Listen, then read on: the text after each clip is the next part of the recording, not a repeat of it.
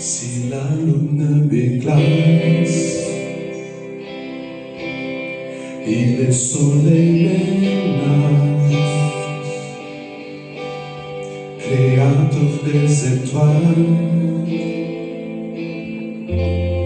mon secours est en toi. Si mes larmes ruissellent et que mon pas chancelle, créateur de la terre, mon secours est en toi.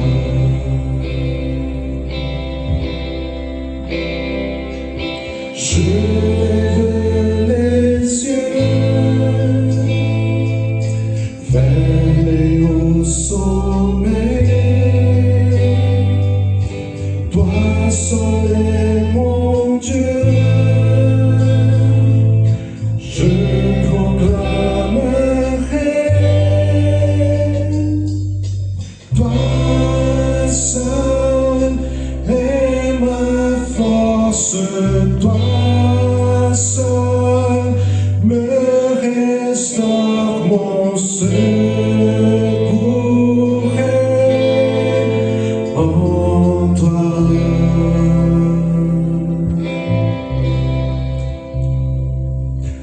Toujours tu me portes, jamais tu dédores, mon secours est en toi. Si la peur m'envahit et que mon âme créateur de la vie, mon secours est en toi.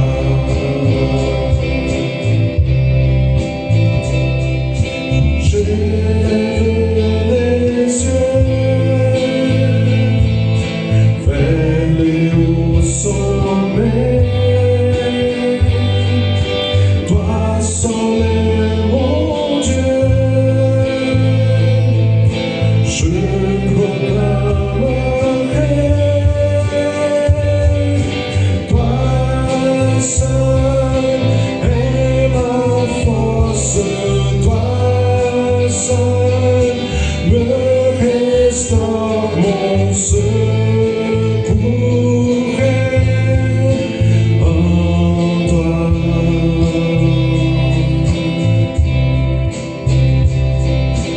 Toujours tu les portes, jamais tu dédores, mon secours est en toi.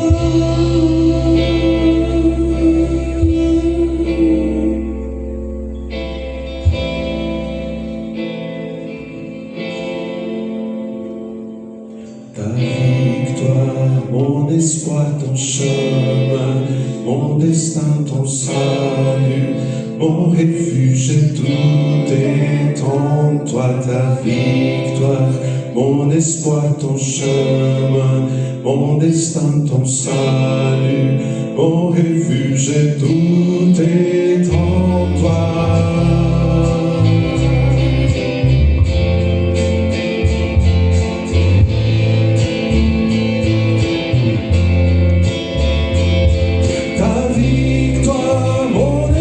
Ton chemin, mon destin, ton salut, mon refuge, tout est en toi. Ta victoire, mon espoir, ton chemin, mon destin, ton salut, mon refuge, tout est en toi. Ta victoire, mon espoir, ton chemin, mon destin, ton salut, mon refuge, tout est en toi. Ta victoire, mon espoir,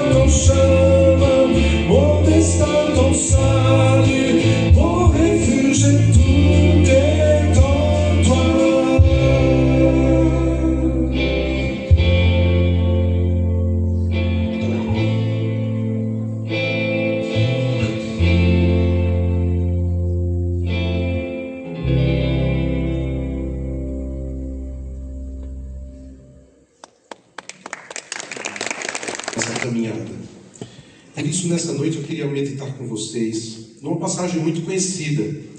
E eu pediria que você abrisse sua Bíblia, mesmo que o texto esteja aqui, no livro do profeta Isaías, capítulo 6, versos de 1 a 8. Eu queria trazer essa reflexão, é um dos textos mais belos da Sagrada Escritura. Eu sou apaixonado, às vezes, eu digo lá na igreja, é legal quando você pode ler a Bíblia e de repente fechar os olhos e imaginar a cena. E acho que essa é uma das cenas da Bíblia que acho que mais impacta o meu coração. O texto está no meu já ia falar em francês, diaporama, no meu slide.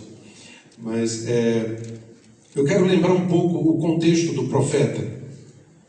Esse profeta é o profeta Isaías, um profeta que viveu no século 8º a.C.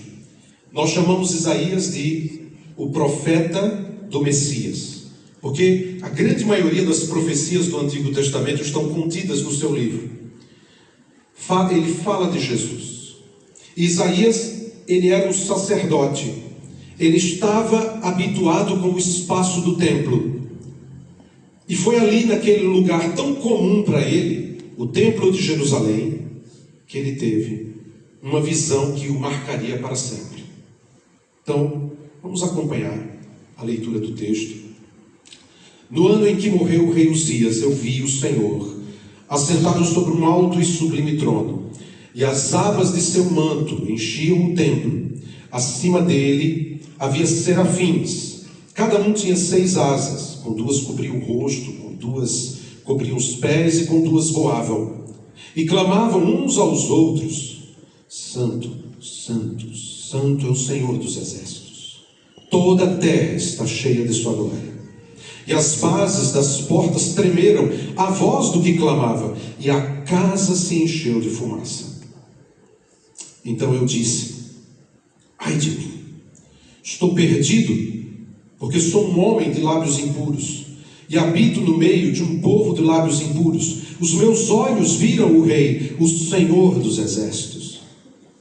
Então um dos serafins voou até mim, trazendo na mão uma brasa viva que havia tirado do altar como uma tenaz. E tocou-me a boca com a brasa e disse: agora isto tocou os teus lábios, a tua culpa foi tirada e o teu pecado perdoado.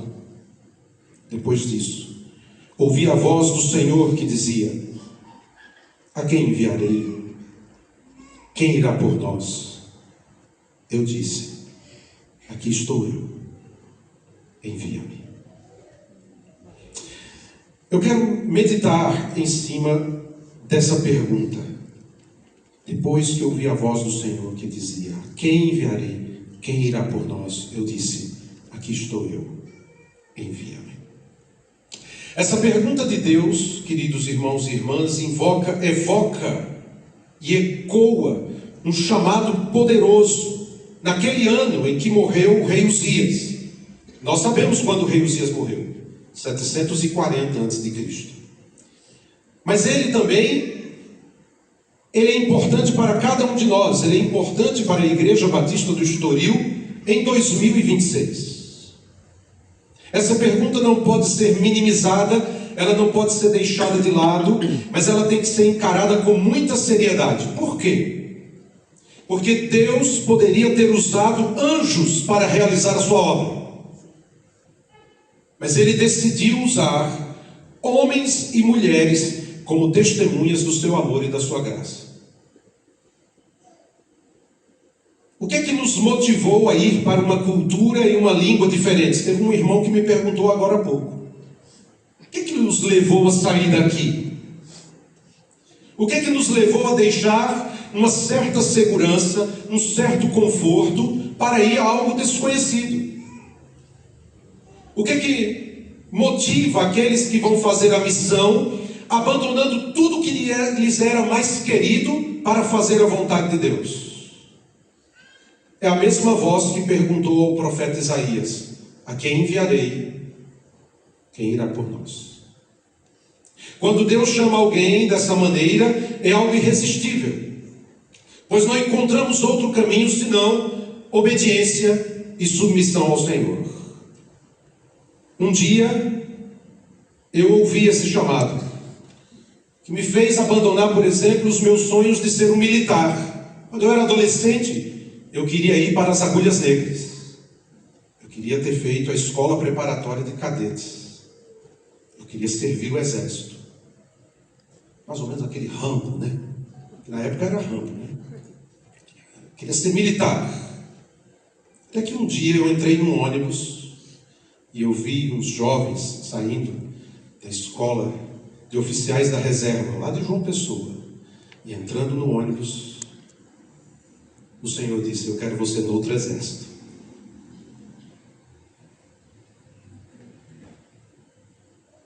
E quando tudo parecia estabilizado aqui, nós estávamos bem, estávamos estabilizados, tranquilos. Os meninos estudavam aqui no colégio, eu estava aqui na igreja 18 anos, 2 anos como pastor de jovens, 16, quase 16 anos como pastor da igreja. Aí o Senhor diz assim: arruma tudo e vão embora. E foi literalmente isso. Nós vendemos a casa, vendemos o carro, vendemos os móveis, eu vendi até os CDs que eu tinha. Resumimos nossa vida em 10 valizes. 10 malas, obrigado. 10 malas. Alguns colegas até chegaram a questionar a minha decisão. Eu lembro de pastores da associação que na época diziam: mas você vai abandonar a igreja? Você está com tudo pronto, a igreja e tudo. Mas eu dizia: não, é isso, é a vontade de Deus. No entanto, a Bíblia não fala apenas de um chamado específico. De modo geral, todos os crentes são chamados para servir o Senhor com seus dons e talentos. O mesmo Deus que chamou uns para apóstolos, outros como profetas, outros como evangelistas, outros como pastores e mestres, é o mesmo que chama crentes dentro do corpo de Cristo para exercerem os seus dons conforme a graça que nos foi dada. Talvez o Senhor não o chame para ser pastor ou missionário na França, ou na Espanha, ou na África, ou na Ásia, mas Ele chama cada crente aqui nessa noite para ser a sua testemunha nesse mundo, hoje. A quem enviarei? Quem irá por nós? Deixe-me ampliar a sua visão. Cada crente é um missionário. Cada crente em Cristo é um missionário. Alguém chamado para influenciar, para testemunhar, para causar impacto na vida, na família, uma postura e uma ética diferentes. Foi Jesus quem disse: mas recebereis poder do Espírito que há de vir, e ser-me-eis testemunhas, tanto em Bauru, como em São Paulo, no Brasil e até os confins da terra. Eu adaptei para hoje. O Senhor Jesus disse isso: sereis minhas testemunhas. Isso não era algo exclusivo para os discípulos do primeiro século. Não era algo exclusivo para pastores, missionários. Amados irmãos e irmãs, a palavra é direcionada a cada um daqueles que foram resgatados, lavados, remidos pelo sangue do Cordeiro. A estes, o Senhor diz: sereis minhas testemunhas. Minhas testemunhas. Sim, o Senhor nos questiona: a quem enviarei? Quem irá por nós? A questão é como nós vamos responder esse chamado de Deus. Hoje eu gostaria de pensar com vocês rapidamente em 3 coisas, 3 pilares a respeito desse texto, porque esse texto nos mostra essas 3 coisas bem claras. A primeira, a visão correta de quem é Deus. O texto de Isaías é impressionante nos seus detalhes, a visão que ele teve. Pensa comigo um instante. Isaías era um sacerdote, alguém habituado com o templo, com os sacrifícios, o culto, toda a formalidade que existia naquele lugar. Tudo no templo de Jerusalém evocava a santidade de Deus, a importância de se aproximar corretamente do altar. No entanto, estar no lugar que evoca a presença de Deus não significa dizer que estamos conscientes de que Deus está ali. Vou repetir de novo. Estar num lugar que evoca a presença de Deus não significa necessariamente que você compreenda que Ele está ali. Perceba que Isaías faz menção da visão e ele diz: no ano em que morreu o rei Uzias. Você sabe quem foi o rei Uzias? Ele também era conhecido como Azarias, segundo Reis capítulo 15, filho do rei Amazias. Ele tinha 16 anos quando começou a reinar em Jerusalém, e ele reinou 52 anos. Foi o rei de Judá que mais tempo reinou sobre o trono de Davi, mais do que o próprio Davi. 52 anos. A Bíblia diz que ele fez o que era correto aos olhos do Senhor, mas ele foi ferido com uma lepra da parte de Deus e habitou numa casa separada, e o seu filho Jorão cuidava do palácio e governava o povo, diz o texto de 2 Reis, capítulo 15, verso 5. E a questão é, o que aconteceu? Se ele era um rei que fazia tudo e que agradava a Deus, por que ele foi tocado pela lepra? Por que o Senhor fez assim? O livro dos reis não nos conta a razão, mas o livro das crônicas nos diz.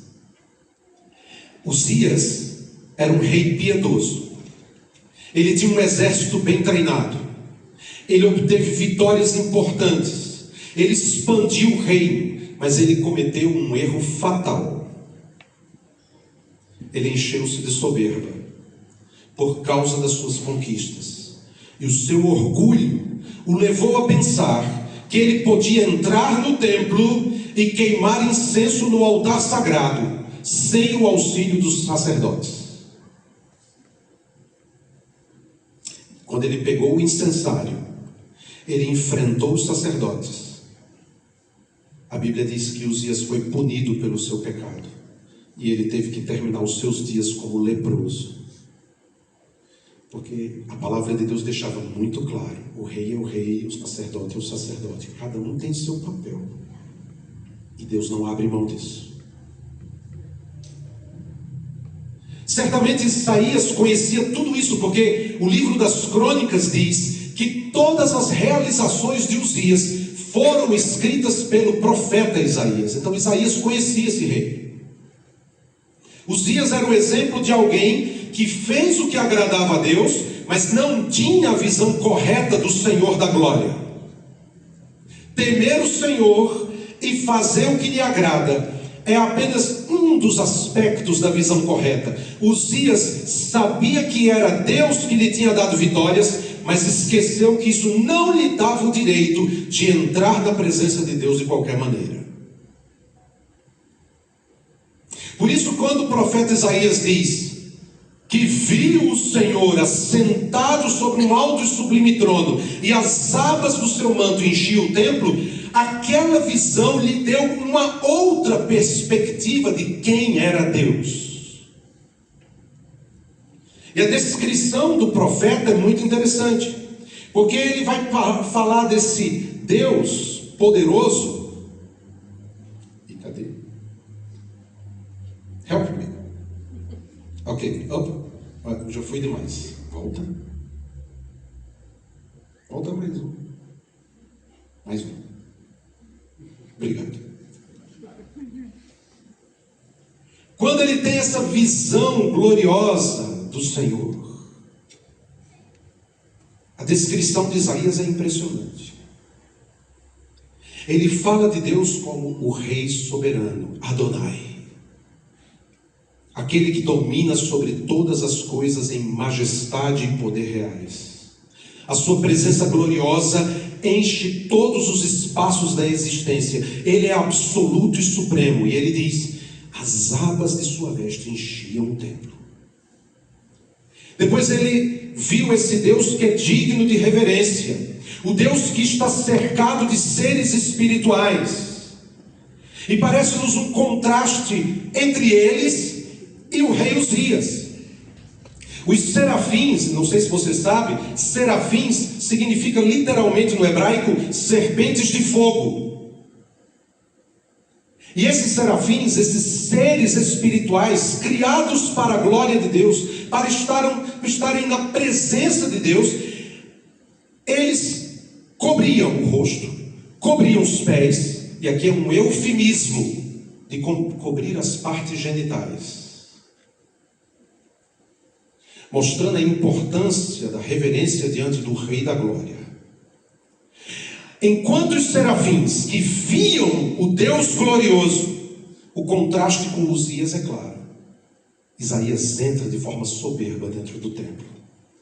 Os seres mais especiais, criados para a glória de Deus, cobrem o rosto.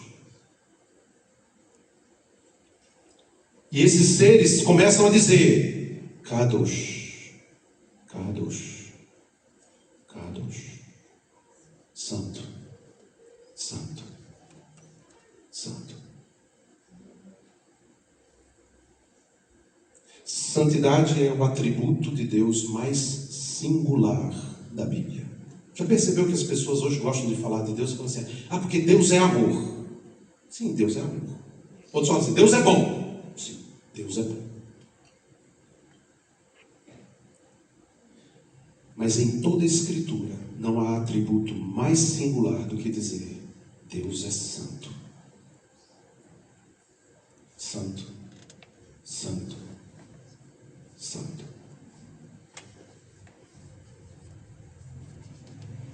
Ele é amor, mas seu amor é santo. Ele é bondoso, mas sua bondade é santa.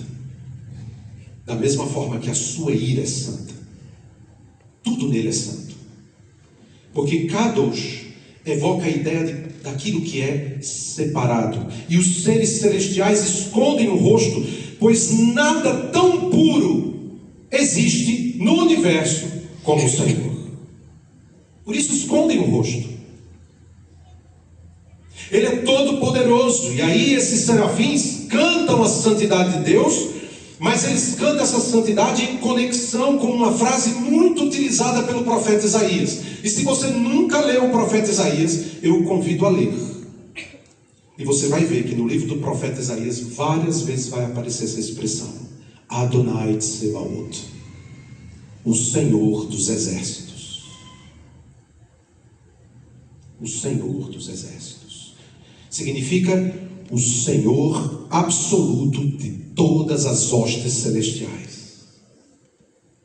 Por isso que no céu todos se dobram diante dele. E ele é glorioso. Não apenas em majestade e glória pessoal, mas ele é glorioso de modo que toda a terra está cheia da sua glória. Sabe o que significa isso? Tudo que ele faz para a sua glória e ele não divide com ninguém. Deus salva para o louvor da sua glória. Deus pune para o louvor da sua glória. Deus transforma para o louvor da sua glória. Ele faz a igreja avançar para o louvor da sua glória. Tudo o que ele faz para a glória dele mesmo e de mais ninguém. Irmãos amados e queridos, qual seria a nossa reação se aqui, estando adorando ao Senhor, de repente, esse lugar fosse tomado por uma glória majestosa que nos levasse a dobrar os joelhos? Será que temos a consciência de quem está aqui nessa noite? Isaías teve essa visão. Ele era sacerdote, habituado com o culto. Às vezes nós somos habituados com o culto. Viemos sábado, domingo, quarta-feira, nos sentamos. Às vezes sentamos no mesmo lugar, todas as vezes. Estamos habituados, olhamos para o lado, para a direita, para a esquerda, olhamos para frente, vemos o pastor pregando. Então tudo está no lugar. A banda, está tudo no lugar, tudo funciona, tudo transmitido. Será que a gente já parou para pensar assim? O Senhor está aqui. Como é que Ele me vê? Como é que eu vejo Ele? Isso nos leva a uma segunda questão. A visão correta de si mesmo. Isaías foi confrontado com a visão de Deus, mas ele também foi confrontado com a visão dele mesmo. Diante daquela manifestação gloriosa, o texto bíblico nos diz que Isaías foi tomado por um terror profundo. É o que nós chamamos de a presença do sagrado. Isso é uma expressão criada por um teólogo alemão, Rudolf Otto. A presença do sagrado. E ele diz: ai de mim, estou perdido, porque sou um homem de lábios impuros, habito no meio de um povo de lábios impuros, e os meus olhos viram o Rei, o Senhor dos Exércitos. Quando temos a visão correta de Deus, é natural que sejamos impactados pela visão correta de quem somos. Isaías sentiu o peso do seu pecado, mas não somente do seu pecado, ele sentiu o peso do pecado do seu povo. E queridos, infelizmente, muitas vezes as pessoas estão dentro da igreja porque estão com uma visão errada de si mesmas. Existem duas visões que são complicadas, que às vezes estão dentro da igreja. A primeira é aquela da autocomiseração, quando alguém se vê pequeno e ela diz: eu não valho nada, eu não sou nada, eu sou incapaz, eu não posso fazer nada. E outra visão errada é aquela do orgulho, que é o contrário. É quando alguém diz assim: eu sou bom, eu sou insubstituível, se eu não estiver nesse ministério, a coisa não anda. Glórias a mim, porque eu sou bom. Essas duas visões estão equivocadas, totalmente erradas. Mas quando Deus vem ao nosso encontro, as impressões humanas caem por terra. Nós somos confrontados com essa realidade. Somos pecadores carentes da graça de Deus. A santidade de Deus nos faz tremer. Foi isso que aconteceu com Jacó, lá em Gênesis 28. Foi isso que aconteceu com Gideão, em Juízes 6. Foi isso que aconteceu com Manoá, em Juízes 13. Foi isso que aconteceu com Ezequiel, quando ele teve o seu chamado junto ao rio Quebar, no capítulo 1 do seu livro. Foi isso que aconteceu com Zacarias, o pai de João Batista. Foi isso que aconteceu com Pedro, quando viu Jesus. Foi isso que aconteceu com João, lá no Apocalipse. Caiu como morto, diante da glória de Deus. Deixa eu te dizer uma coisa, queridos. Deus tem prazer em nos usar como instrumentos em suas mãos. Mas Ele nunca usará, jamais usará alguém que não seja profundamente tocado pela realidade do seu pecado e alcançado pela graça. É incrível como o texto todo mostra isso, porque o temor do profeta diante da santidade e da presença divina o levou quase a um desespero. No entanto, a graça de Deus se manifestou, e o texto diz que ele tocou, ele enviou um dos serafins, trazendo na mão uma brasa viva que havia tirado do altar, e tocou-me a boca com a brasa e disse: agora isto tocou os teus lábios, a tua culpa foi tirada e o teu pecado foi perdoado. Ao ser perdoado, Deus não apenas estava perdoando o profeta, Ele também o estava capacitando para a obra que ele deveria fazer. A brasa viva simboliza essa graça divina que mostra que o pecado é perdoado quando confessado diante de Deus. Isso nos mostra que quem nos purifica também nos separa para a sua obra. Porque infelizmente alguns crentes são assim: Jesus me salvou, glória a Deus, e agora eu vou me sentar nessa cadeira confortável para esperar o céu. Não, você foi perdoado, salvo, transformado, para ser um instrumento da graça de Deus nesse mundo perdido. Purificado e perdoado, o profeta agora poderia utilizar a sua boca como instrumento da graça divina. E isso, queridos, é algo tremendo, e me leva a uma terceira coisa, e eu vou terminando lá, que é o serviço como resposta da graça. A chamada de Deus não veio antes, mas depois do perdão. E a visão é clara: ninguém poderá servir a Deus sem antes ter tido um encontro transformador com Ele. Não é uma questão de religião. Isaías era um sacerdote profissional. Ele conhecia o templo, ele conhecia o funcionamento, quais animais deveriam ser sacrificados, as regras, toda a estrutura. Isaías conhecia tudo perfeitamente. E eu te digo uma coisa: você pode conhecer muita coisa do mundo evangélico, você pode conhecer as estruturas da igreja, você pode conhecer a história da igreja batista, você pode conhecer a história dessa igreja, você pode saber todos os detalhes de todas as coisas do que envolve a igreja. Sem um encontro profundo com Deus, você poderá fazer coisas religiosas, mas será apenas a força humana que vai atuar, nada mais. E como dizia Tozer, a obra de Deus, feita sem os dons de Deus, quando morre o homem, morre a obra.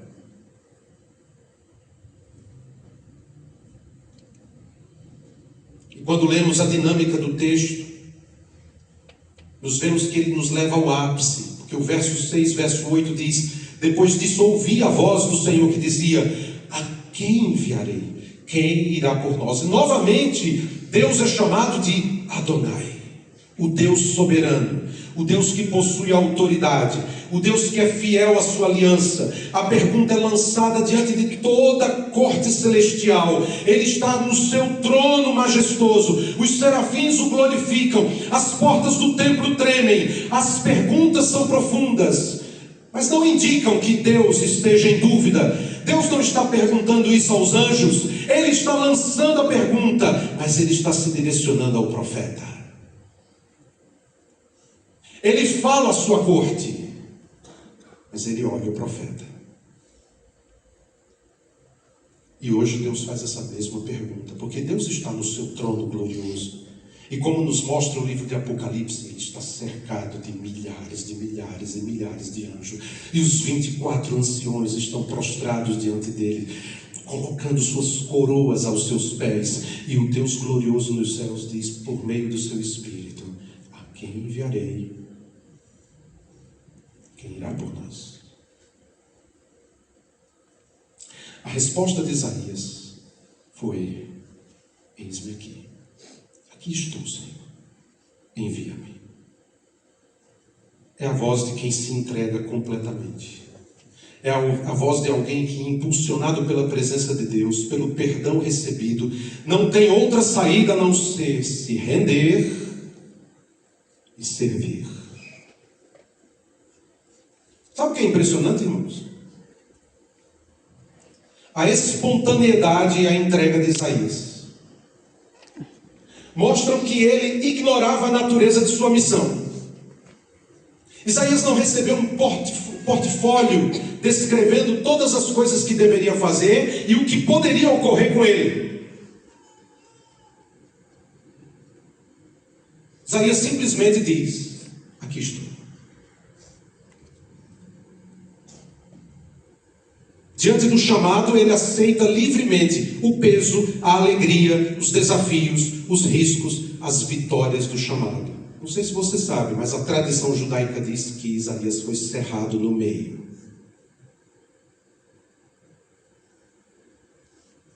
Isso não estava no contrato, mas ele aceitou. Eis-me aqui.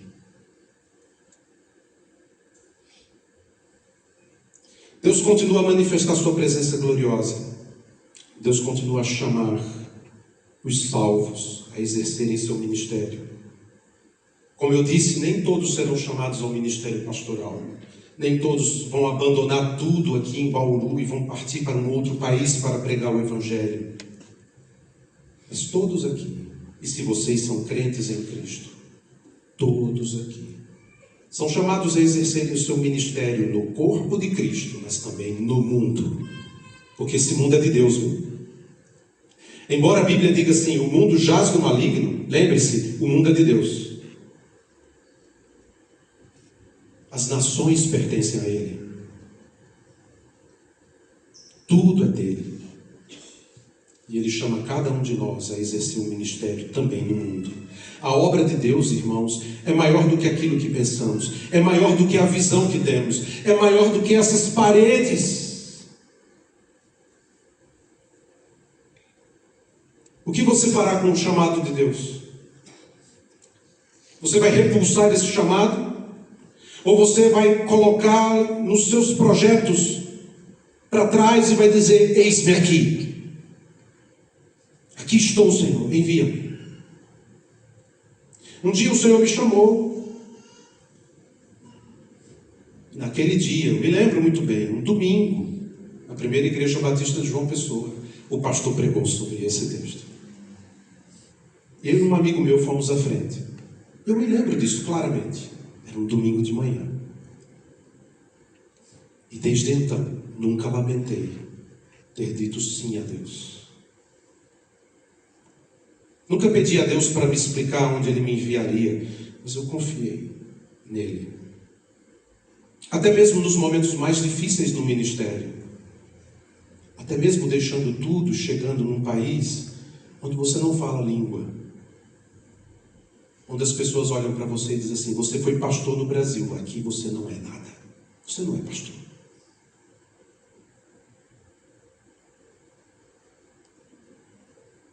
E você passar meses deprimido. Sabe o que é meses deprimido? Não tem ninguém para falar. Ninguém. Você sabe tudo na cabeça, mas está tudo em português. Você não sabe traduzir aquilo. Você quer falar e não sabe. Se não fosse a Shirley que estivesse ao meu lado, que orasse por mim, que segurasse as pontas, acho que eu tinha voltado no primeiro ano.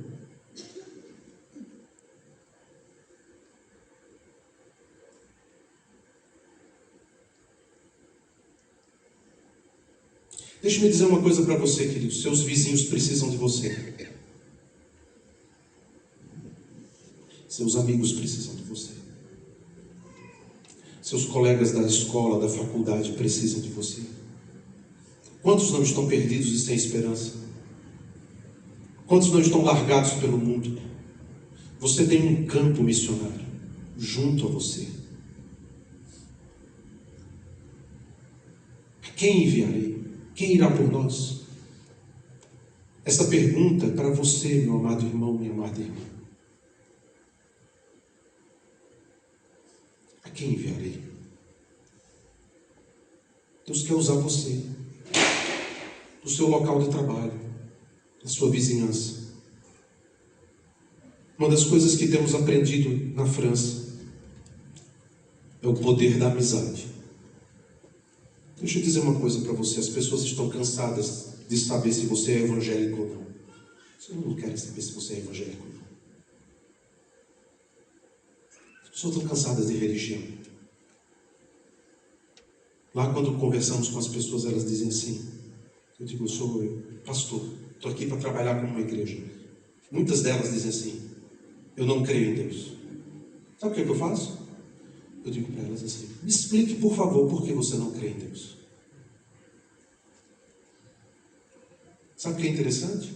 Elas não creem em Deus porque elas não creem na religião. Elas estão cansadas da estrutura, dos ritos, das formas. Igreja para elas é sinônimo de guerra, é sinônimo de tanta coisa ruim. Nós temos uma família. E lá nesses 7 anos que estamos morando, lá a Shirley explicou hoje à tarde, demorou 5 anos para os vizinhos chegarem. Mas quanto tempo que você está orando pelos seus vizinhos?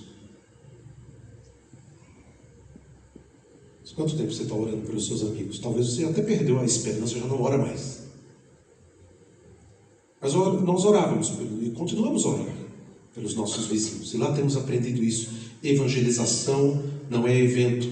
Evangelização não é uma coisa que vamos fazer, vamos montar uma banda, vamos colocar ali no meio da rua, vamos fazer isso, aquilo, e usar essa estratégia. Temos aprendido que a evangelização mais poderosa é aquela da vida, que quando caminha em direção ao perdido, são os ouvidos de Deus, os olhos de Deus, as mãos de Deus e os pés de Deus.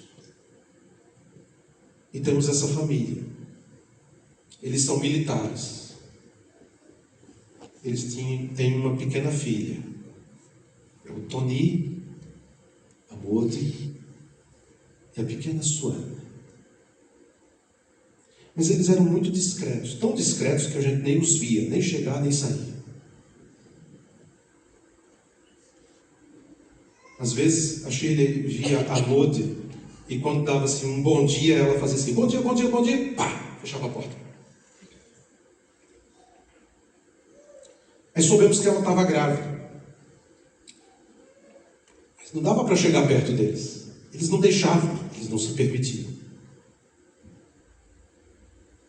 Um dia a Shirley estava chegando, nós estávamos chegando da igreja e vimos o Tony saindo de casa com a sua mãe. E a Shirley falou, porque nós tínhamos ouvido entre a vizinhança, que o filhinho deles tinha nascido, o segundo. E aí a Shirley falou com o Tony, bom dia, eu soube que o filho de vocês nasceu. E ele olhou para nós e disse assim, mas ele faleceu hoje. 15 dias. 15 dias. Nós demos as condolências. Dissemos, bom, se vocês precisarem de ajuda, nós estamos aqui. E a Shirley começou a pensar, meu Deus, como é que eu vou abordar essa mulher? Porque não tem como. Ela é sempre fechada, ela nunca dá espaço.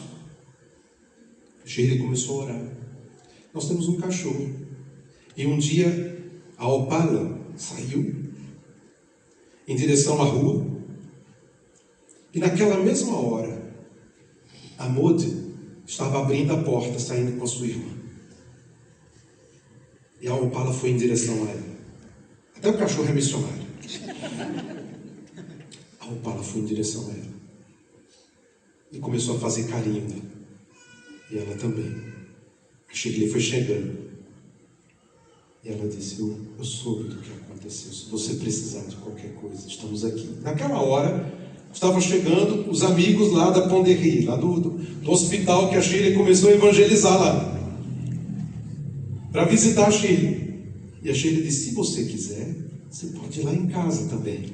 Eles estão vindo me visitar. E ela disse, eu vou. E ela foi para casa. E ficou 3 horas em casa. Os 3 estavam dentro de casa, entrando numa depressão terrível. Porque ele chorava, ela chorava, e a menininha de 6 anos, dentro daquele clima pesado. Mas por causa daquilo, a Shirley disse assim, olha, vamos fazer o seguinte. Deixa a Suane brincar com a gente. Ficar aqui em casa. E vocês vão poder desenvolver o luto de vocês. Aí a Suane vinha em casa para brincar com a gente tirá-la um pouco daquele ambiente. E os meninos se transformaram como seus irmãos. E eu como tio, a Shirley como a tia. Sabe o que aconteceu, irmãos? Esse casal começou a frequentar em casa. Como nós temos só culto domingo de manhã, domingo à tarde a gente fica livre. E domingo à tarde a gente não descansa. Domingo à tarde é o ministério da igreja fora da igreja.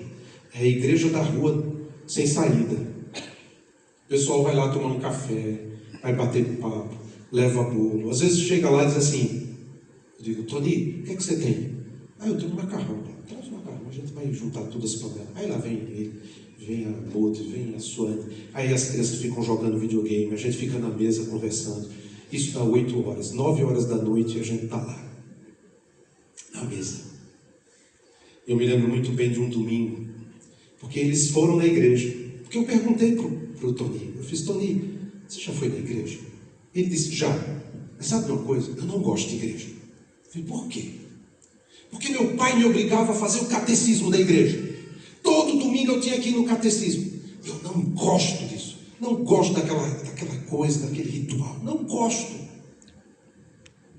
Tudo bem, sem problema. Você sabia que Jesus é totalmente diferente? Jesus não tem nada a ver com isso. E um domingo eles foram na igreja. E eles foram recebidos e acolhidos pela igreja. Aí depois do almoço, eles foram lá em casa. E a gente continuou o bate-papo. E lá eu disse para o Tony, porque eles começaram a abrir o coração de novo. Cada vez, e ela dizia assim para a Shirley, eu não gosto de falar, porque eu começo a falar com vocês. Sabe o que as pessoas aí fora me dizem? Que eu não... Já passou, Modi. Seu filho já foi enterrado. Já passou, já morreu. Vira a página e continua a vida. Aí a Shirley dizia para ela: Modi, aqui você pode repetir a história quantas vezes você quiser. E se você quiser chorar, nós vamos chorar com você. E ela repetia a história, contava a história. Ela pegou no braço a criança e chorava pelo Elliot. E eu olhei para o Tony e disse: Tony, deixa eu te dizer uma coisa. Jesus disse o seguinte: uma semente que cai na terra, se não morrer, não pode dar frutos. Elliot foi essa semente de Deus que caiu na terra. Ele morreu. E por causa dele, vocês estão aqui ouvindo da graça de Jesus. Mas deixa eu te dizer uma coisa: Elliot está vivo, porque Jesus ama as crianças. E ele está na presença do Senhor. Ele não sofre mais. Aquele militar, as lágrimas. Tony e Modi não se converteram. Estão aprendendo a caminhar com Jesus, com a gente. E ela está grávida de 5 meses. A Shirley orou impondo as mãos sobre o ventre dela. E um dia ela precisou ir no hospital com o marido. E a Suane ia ficar sozinha. Eu disse: não, pode deixar ela comigo. Eu vou no mecânico, ela vai comigo. E eu fui. E que coisa maravilhosa. Ver a pequena Suane olhar para mim e dizer: tio, digo: tio, vocês são a nossa família.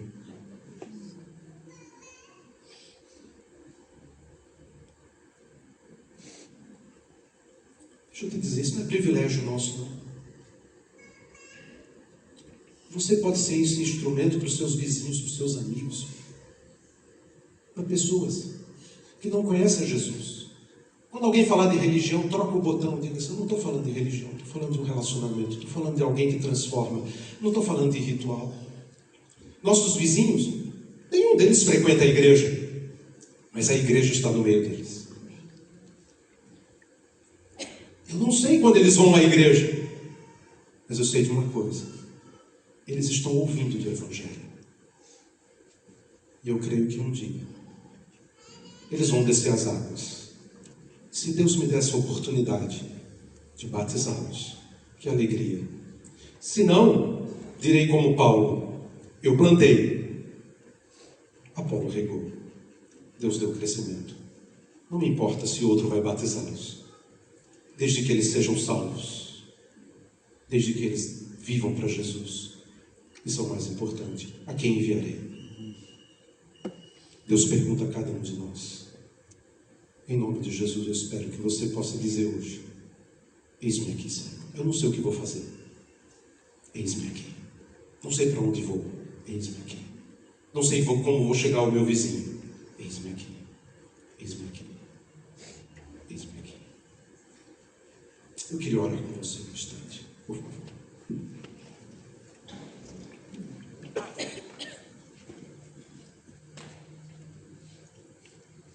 A visão correta de Deus, a visão correta de nós mesmos, que nos leva a servir. Senhor Jesus, aqui está teu povo, teus filhos, lavados, remidos pelo sangue do Cordeiro, a quem o Senhor nos chama para servir. Que o Senhor nos utilize, que o Senhor toque nos nossos lábios, que o Senhor nos encha, não apenas de perdão, mas também de compaixão. Que possamos usar nossas mãos, nossos pés, nossa vida como instrumentos da graça que vai alcançar outros para Ti. Em nome de Jesus. Amém.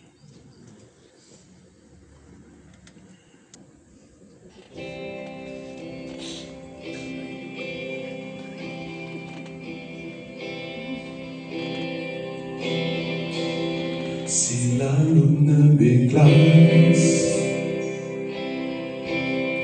et le soleil m'énage, créateur des étoiles, mon secours est en toi. Si mes larmes ruissellent et que mon pas chancelle, Créateur de la terre, mon secours est en toi.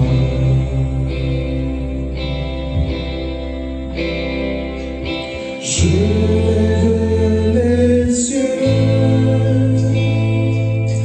vers les hauts sommets. Toi seul est mon Dieu. Je proclamerai. Toi seul est ma force. Toi seul me restaure, mon secours est en toi.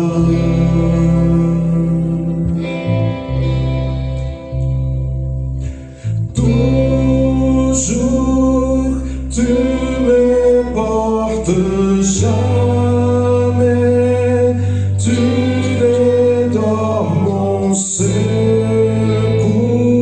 est en toi. Si la peur m'envahit, oui que mon âme chavire, Créateur de la vie, mon secours est en toi.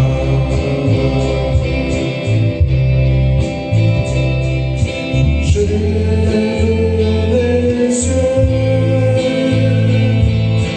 vers les hauts sommets.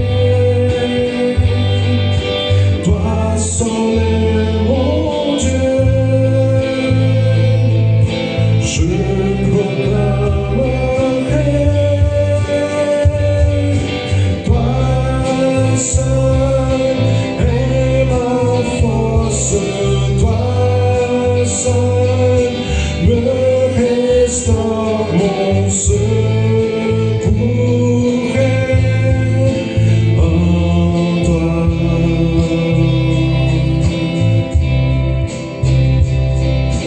Toujours tu les portes, jamais tu dédores, mon secours est en toi.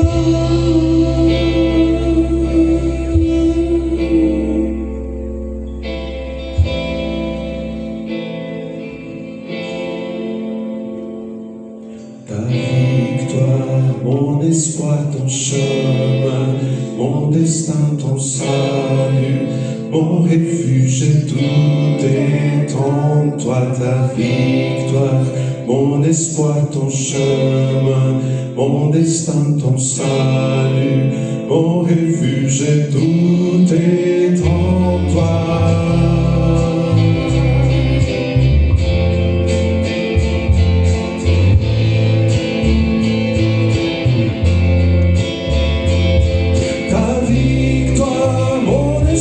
Ton chemin, mon destin, ton salut, mon refuge, tout est en toi. Ta victoire, mon espoir, ton chemin, mon destin, ton salut, mon refuge, tout est en toi. Ta victoire, mon espoir, ton chemin, mon destin, ton salut, mon refuge, tout est en toi. Ta victoire, mon espoir, ton chemin, mon destin, ton salut.